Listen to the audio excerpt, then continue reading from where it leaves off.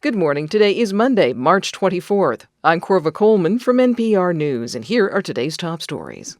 Israel is considering a major ground invasion into Gaza. The goals are to fully occupy the Palestinian territory within a few months and establish Israeli military rule over Palestinians living there.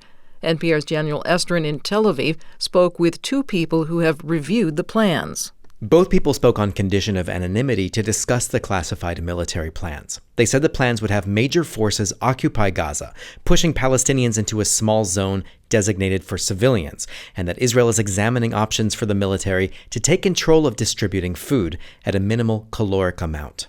Both people who reviewed the plans said it was unclear if or when the plans would be carried out, or if they were a negotiation tactic to pressure Hamas to release more Israeli hostages.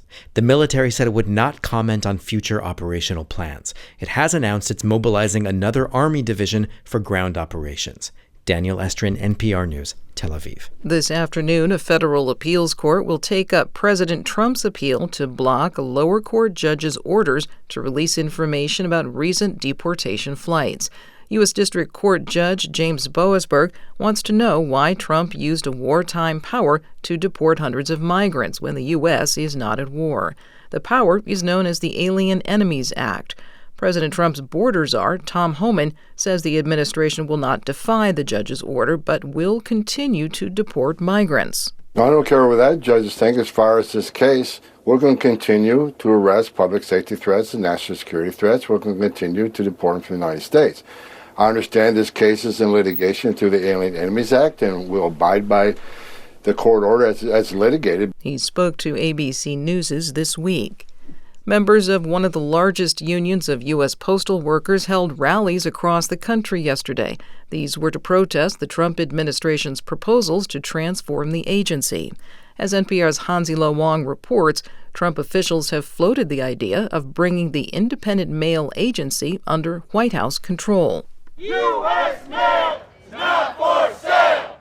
Members of the National Association of Letter Carriers in cities including Silver Spring, Maryland, demonstrated against comments last month by President Trump. He cited troubled finances at USPS and said his administration is considering having the Commerce Department take control of what Congress set up to be an independent postal service. Legal experts say that would likely violate federal law. NALC Union steward Kevin Abernathy says he's also concerned about talk of privatizing the country's mail service. If they carve up and sell the postal service, we will lose small businesses, seniors, veterans, rural families, and everyday customers who trust us to deliver. The Union of Rural Letter Carriers is set to rally Tuesday on Capitol Hill. Hansi-Lo Wong, NPR News, Silver Spring, Maryland. Canadians will go to the polls April 28th for a national election. As Dan Karpenchuk reports, Canadian Prime Minister Mark Carney triggered the election call by dissolving the country's parliament. Recent polls suggest Carney's Liberals are in a tight race with the opposition Conservatives, and this election campaign, only 5 weeks long, will focus on the main issue of tariffs and annexation talk from President Donald Trump. Carney says in the past 10 days since he's become Prime Minister, he's initiated several major changes, including getting rid of the unpopular carbon tax and expanding dental care to more than 4 million Canadians.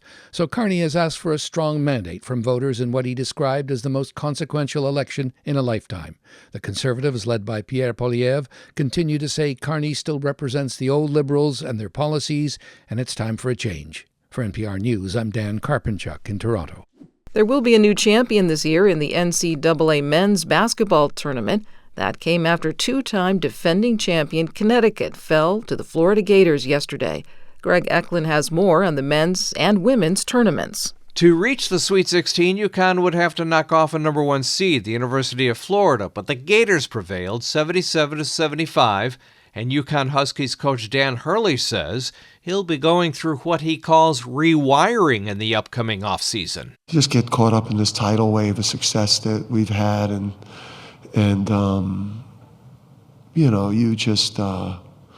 you lose perspective. With Florida moving on to the Sweet 16, the Gators are one of 7 SEC teams still alive. The women's defending champion is the University of South Carolina, which advanced to the Sweet 16 after a 64-53 win over Indiana University. For NPR News, I'm Greg Eklund. This is NPR.